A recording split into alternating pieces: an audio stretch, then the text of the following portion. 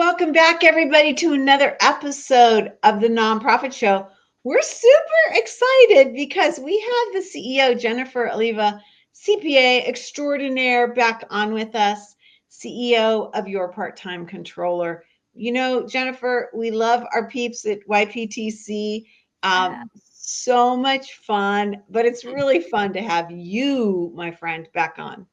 Oh, thank you for having me. It's such a pleasure to be here, and we're such a fan of the Nonprofit Show. Well, thank you. You know, Jennifer, it freaks me out to say this to you, but we're talking year-end, like hot topic, hot trends. Yep. It's almost Thanksgiving. It's almost Thanksgiving. I have my Christmas tree up. I'm just saying. Oh my God. I'm just like, what, did I get hit in the head or something? And I just woke up and it's year end. It's kind of like a shock, and yet, duh, it shouldn't be. But really importantly, more importantly, we're going to have you talking to us about what are some of the topics that are really important that have, you know, really should be kind of poking us a little bit and that we should be paying attention to. But before we get into that, we want to pay attention to our presenting sponsors, and they include, of course, Your Part-Time Controller, our very first sponsor. I just got to say, Bloomerang, American Nonprofit Academy, Staffing Boutique, Nonprofit Thought Leader, Fundraisers Friday, Third Sector Company, and Clear Impact. These are the folks that join us day in and day out. I'm Julia C. Patrick, CEO of the American Nonprofit Academy, and we have this amazing co-host panel. They come from all over the country. They do all different things within the nonprofit sector, and they are magical. But I wanted Jennifer all to myself. So I'm here with you today, Jennifer. Okay, Jennifer, my friend, I've got to tell this quick story. When COVID hit, we started the Nonprofit Show. We got you on, and you literally held up your phone and you reported to us real time what Congress was voting on that would affect the nonprofit sector. It was chilling. It was vital. And it changed the trajectory of so many lives in the nonprofit sector. Do you remember doing that? Oh, I totally remember doing that. I mean, it really goes and connects directly with the purpose of YPTC to build stronger nonprofits through outstanding financial management, and our mission to help as many nonprofits as possible across the country. And that mission doesn't go to just paying nonprofits, our clients, I mean, which of course we love to help, but it goes to all nonprofits. And we love to educate nonprofits about nonprofit financial management issues through our webinars, through our rich website content, through doing the Nonprofit Show that we love to sponsor. So it is definitely in line with our mission of helping as many nonprofits as possible. And currently we are serving over 2,000 nonprofits across the country. Wow. Crazy. Amazing. Now, how many professionals do you have on your team? 750 plus. I think we're about 763 to be exact, something around that number. Amazing, amazing. Well, I was telling you in the green room, one of the joys of having this long-term relationship with YPTC is to see your team grow, to see individual members grow and partners grow, to see them navigate a changing landscape. And that's what we really want to talk about today, or like, what are some of the things changing, and how should we look at this, whether we're directly involved in finance or not. But let's start off with leadership changes at YPTC. Reveal, even though you're the same age as how many years you've been working at YPTC. How long have you been with the group? I've been with YPTC for 21 and a half years. Amazing, amazing. A lot of changes during that time. Absolutely. Talk to us about what you're seeing. So we were founded over 30 years ago by Eric Fraint, and Eric recently retired, and I assumed the position of CEO in March. And one of the biggest things we accomplished in the last, I guess, 8 months is a 5-year strategic planning process. So you talk about change, you're always thinking about change, future, how do we plan for all of this? And I think it's really relevant, not only for us as we're a for-profit company, but for all nonprofits to go through a strategic planning process. So when we talk about change, it's always thinking about growing and developing as an organization. And I think our process was really great. And it was shockingly one of the first times I ever went through a strategic planning process as an organization. You know, we were owner operated for so long. And now we have a board of directors. So our executive management team, along with the board, went through the process. But one of the cool things we did was have all of the senior management team participate in the planning process. We spent the whole summer doing it from June to September. We had department leaders present to our strategic planning committee what they do, their KPIs, what they're thinking about for the future. We had the whole senior management team fill out a survey that we asked everyone, where do you think YPTC should be going in the next 5 years? What do you think some of our strengths are? What are some of the challenges that we're going to have? And we compiled all of that information as like our pre-work, and then met 2 days with the board and our executive committee and came up with our 5-year plan. So I'm super excited about that. And not that I can reveal all of our secrets as far as our strategy goes, but I can say that the plan is in complete alignment with our mission of helping as many nonprofits as possible. And so happy to say that the board and the executive team and the senior management team and now the staff are all on board on helping us meet that mission and our plan. So it's so exciting. So I got to ask this question because, you know, for during the days of COVID and after, there was such reticence of doing a strategic plan because those organizations that had a strategic plan, probably zero had anything about a global pandemic, right? Well, that's right. And so then, you know, everybody was like, well, what good are they? We can't do anything with them. Now everybody's feeling like they can get back in, you know, be more strategic. I love that you opened up this process to your entire team. Did you hear things that you hadn't anticipated?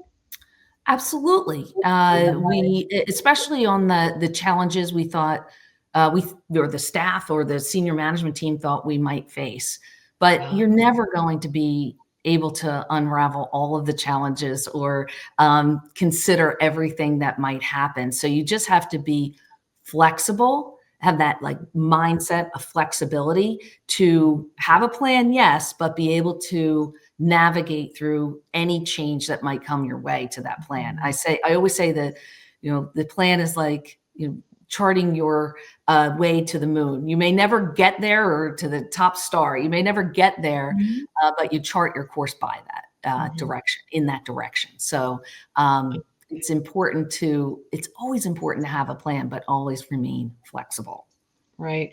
Before we move on, because we have so much to talk to you about, can you share with us about how you're going to be reporting out? Now, I realize that you have, you know, an ownership structure and you have some things to, you know, track in that way, and that you are for profit. But how are you going to be going back out to the front-facing folks that you lead? I mean, almost 800 employees across a very diverse country. How does that look? I think it's super important to be transparent as a leader and make sure, I mean, as soon as we were done our strategic planning process, I made sure that I delivered that plan to our staff almost immediately. And this is what our plan is.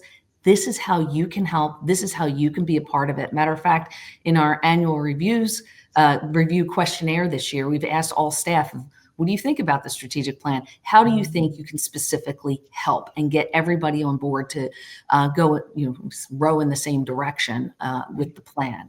And it's just important that we continue to be transparent. And then our key strategic initiatives, we call it get clients, keep clients, get staff, keep staff, have specific KPIs as it relates to your top strategic initiatives and then report back out on them. So set the goals and then report on those. Love it. Love it. Well, good for you. I really think this is exciting. And I think that as you and your team go back out into the marketplace and you're working with, nonprofits, this is a great behavior to model, right? I agreed. We Yeah. always like to walk the talk, should be the example that our nonprofit clients should follow, or all nonprofits should follow. Yeah, I love it. Well, that's a huge, thing to be thinking about, a trend, a topic. And this is really going to pop, I think, in Q1 for 2025, because, we've moved through this global pandemic, an election, a general election. Now we're ready to get down to business. Let's talk about this kind of next trend that you've been seeing. And also as we clean out from 2024, again, freaks me out to say that because 2025, it's here, baby.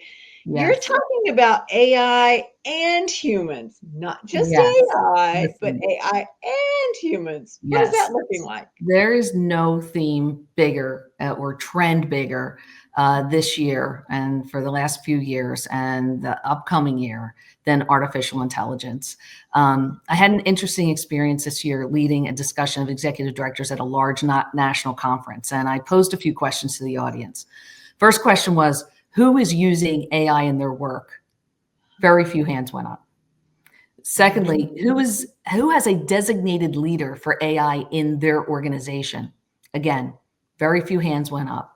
And then the third question was, who is worried about AI and how to harness the power? Yes, exactly. Everybody's hands went up.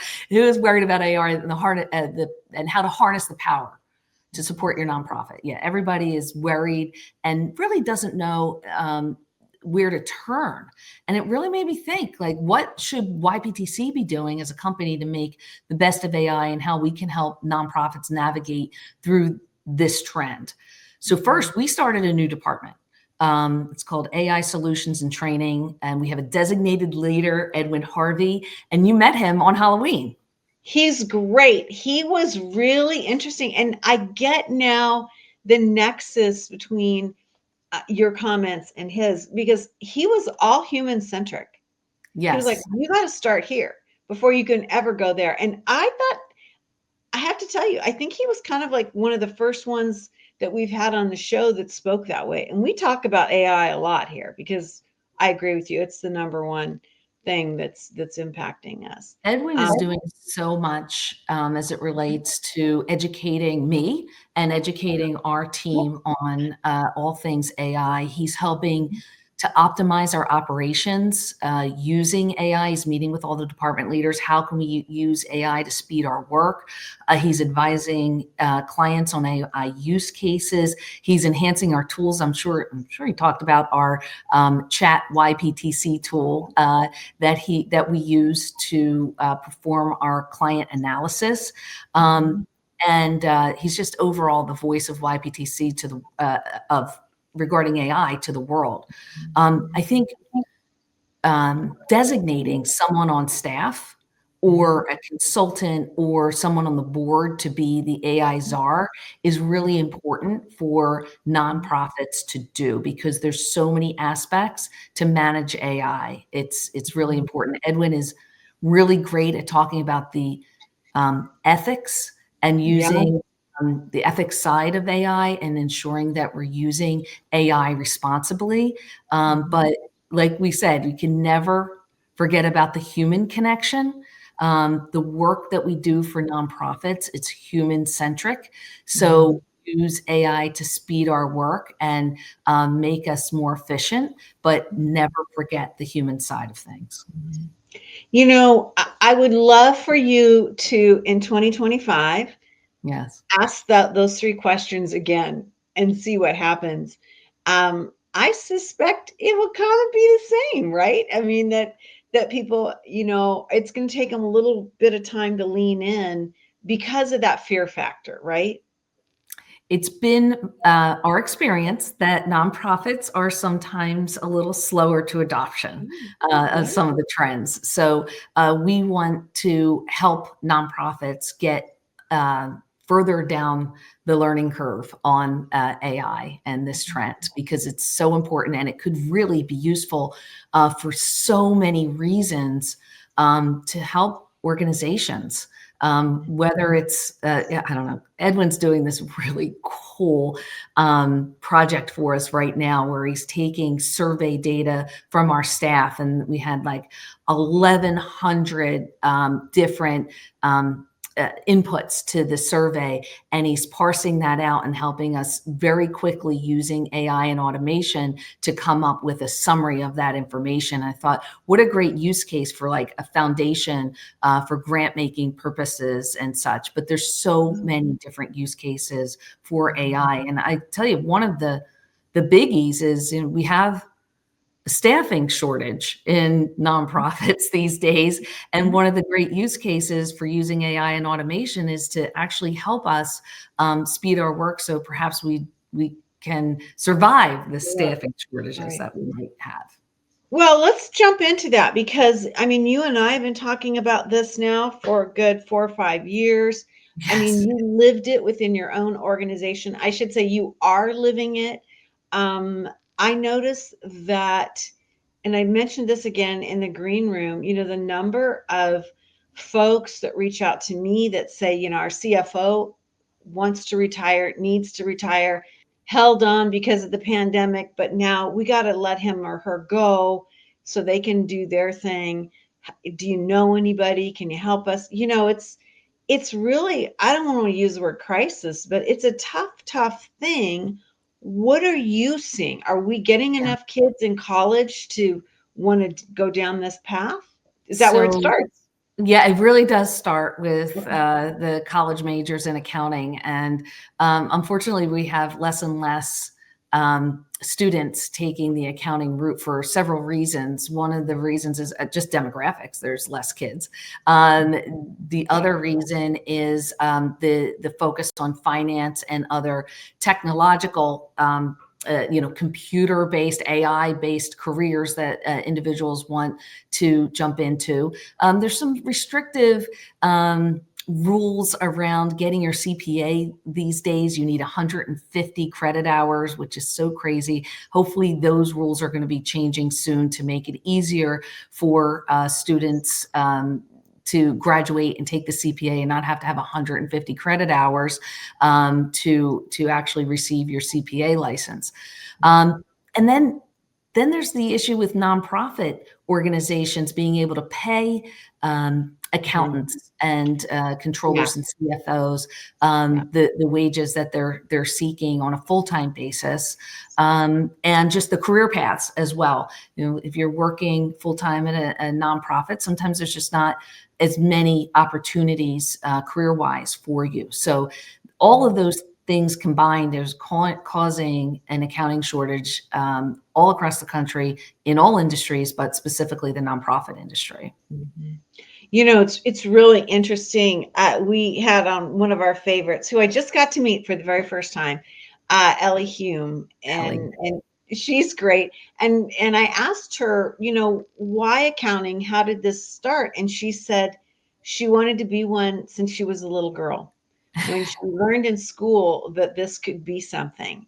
And Yeah. I thought it was fascinating that, you know, this life and this trajectory and the way her brain works. She's very social, she's very Yeah. conscientious about the nonprofit sector. It was such a great fit for her. And it just seems to me like if we could marry the ethos of what it's like to be in the nonprofit sector and how fabulous Mhm. it is, and yet we need all these different talent Yeah. arcs, you know, that we could be um, getting more young people. And it's all of our responsibilities, whether you're in finance or not, right? Oh, absolutely. And I'll tell you, the reason I became an accountant is because my father recommended me to become an accountant, and he failed accounting in school, which was hilarious. He went back and did eventually pass it, but he was an entrepreneur, and he said, if you learn accounting, you will learn every aspect of a business. And he couldn't have been more right. And that's what I love about accounting, because you're not just crunching numbers, you're learning about the business holistically. And for us in the nonprofit sector, we really have purpose in our work. We're not just counting widgets. We're helping executive directors change lives through accounting, because we're changing the executive directors' lives. We're helping them become stronger professionals. And in turn, they have more strength, more confidence, more knowledge to help their constituents in whatever mission that their organization has. Right. It's really powerful. And I love that you said that. I think that's such an amazing connecting point. We really can't think or live or work in silos anymore. The successful amongst us understands that there's a little bit of everything, right? Put into the Yeah. soup. We've got to have this, this different strategy or vision. And so I love that you said that. And I think it's really, really true. Jennifer, I talk to so many people that are afraid of their finance department. They're afraid to go before the CFO, because it's somewhat of a mystery. They feel like, I can't read this report. I don't understand. I failed at accounting. I was never good at math. Do you know what I'm saying? Yeah. Yeah. I mean, accountants are never going to be replaced by robots. No. Financial management in nonprofits is all about, again, that human connection. It's about teaching, developing, learning together, strategizing. It's so much more than just cranking out a financial statement and tossing it on someone's desk.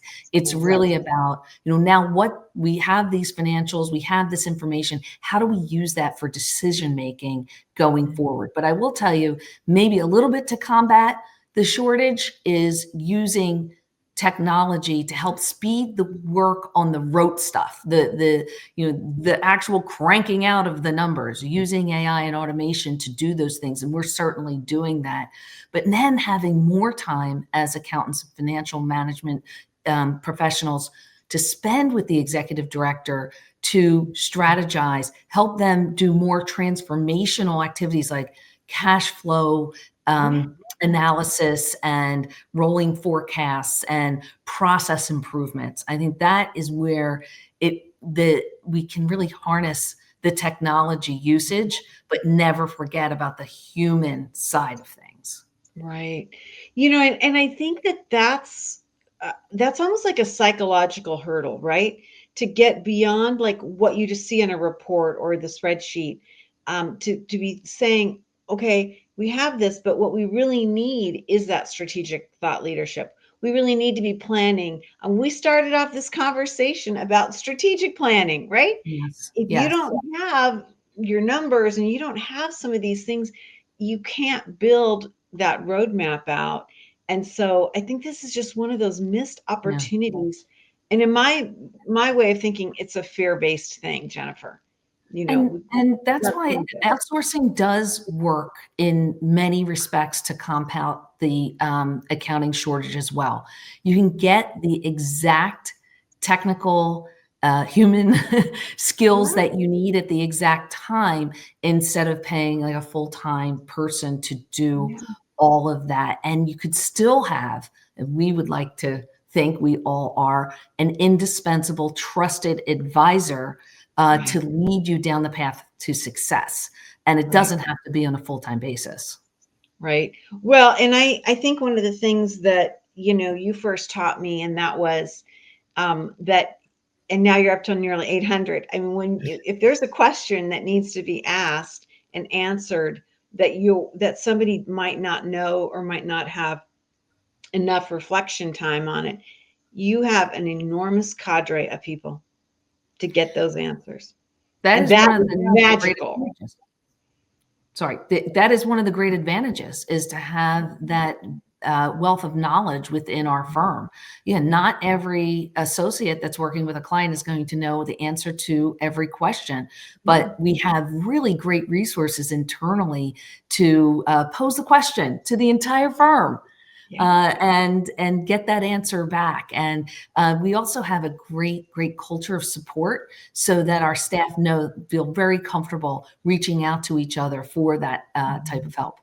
Yeah, I love it. Well, let's get to, we don't have a lot of time left, but one of the last topics, and this is interesting because this was like really one of the first topics 5 years ago that we started talking with you about cybersecurity. And in the beginning, it was because we weren't in our offices. We were working at home on our laptops kind of thing. And I was telling you again in the green room, you were the one that introduced Bill.com to us. That said, there's this new product, there's this new software. Bill.com. Bill.com. There's all kinds of software out there that will help speed everything that we're doing. If you're writing paper checks, actually signing your signature on checks these days, please stop. Please stop. We just did a survey of internal survey of all of our staff and how their clients are performing their regular day-to-day activities. And we still have some holdouts, even though we really preach about getting on an electronic bill pay system. We still have some holdouts that are cutting paper checks. And a lot of them are very small organizations that are loath to change, that have this system that they don't want to change. But I will say it all goes to what we were just talking about, technological changes and coming with the times. Yeah.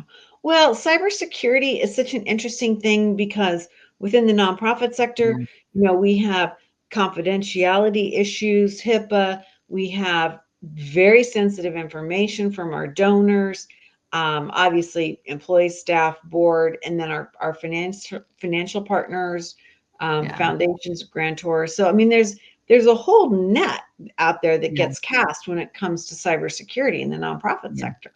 Yeah.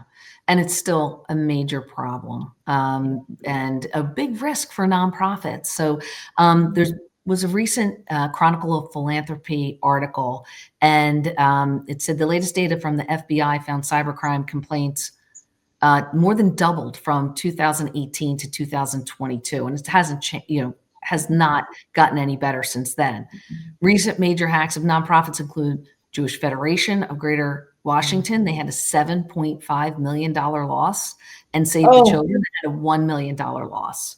So nonprofits are not immune. Sometimes they're even easier targets because they are perceived as having fewer resources to protect themselves. So that's a big problem continually. Nonprofits really have to focus on these issues.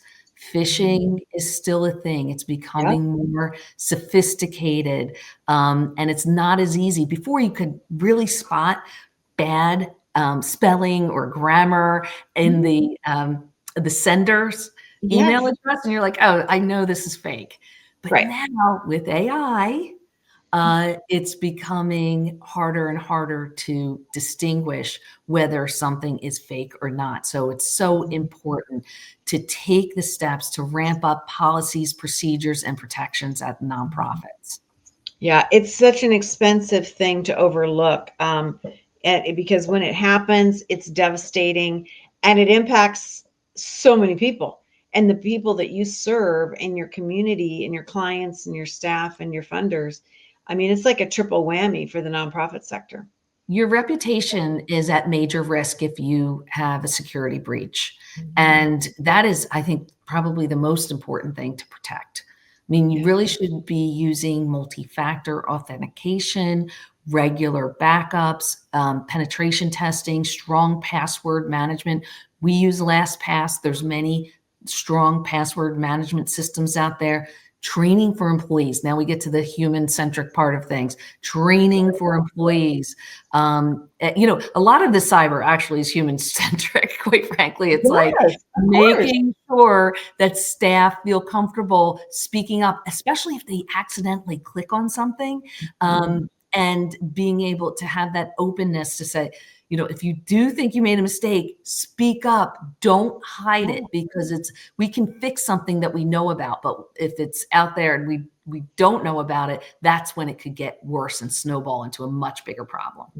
Right. A much bigger problem. Well, Jennifer, it's always great to catch up with you. This has been a real treat. It's a shock to think that already we're talking about a year-end recap. Maybe even more shocking is tomorrow you're going to be back on talking about what we need to be looking at for 2025. Yeah. And so we've kind of taken this time to say, okay, here is a recap of the year. But what's more important is what do we need to be focusing on as we're finishing up 2024, moving into 2025. I know if you're like me, you've got things on your calendar for 2025. That's open and cooking and functioning, and it's here now, right? 2025 is here. And Yes. so we're going to be talking about that with Jennifer and really kind of getting a picture of where we need to be looking through that lens and really being our best so that we're not in the middle of 2025 saying, what happened? Like we are now at 2024. What happened? What happened? No. Yeah, I'm really looking forward to tomorrow and to talk about some of the trends we're seeing, looking into our crystal ball, if you will, for 2025. Well, there's no crystal ball better than what YPTC has. I don't know where you got yours, but it's amazing. You guys are always spot on. You really help us in our sector, and we are certainly delighted that you are here, not just with us in the nonprofit show, but I'm out in the world of the nonprofit sector, and I hear about so many folks that you impact, and I know you make my community better, and so we are thrilled to have you talk to us about what's going on. Another thing we're thrilled about are our amazing presenting sponsors. They include Bloomerang, American Nonprofit Academy, Staffing Boutique, Nonprofit Thought Leader, Fundraisers Friday, Your Part-Time Controller, where Jennifer comes to us from, Third Sector Company, and Clear Impact. Make sure you join us tomorrow. It's going to be really powerful because we've had a great framework for what's happened this year, but now we really need to be looking forward and understanding where we can be going so that we can be more strategic and not, frankly, be caught short, right? I mean, we want to be ahead of the curve. We really, really do. Jennifer, we started signing off with this mantra. It has not changed. It means different things. Every day I say it, and it goes like this: to stay well so you can do well.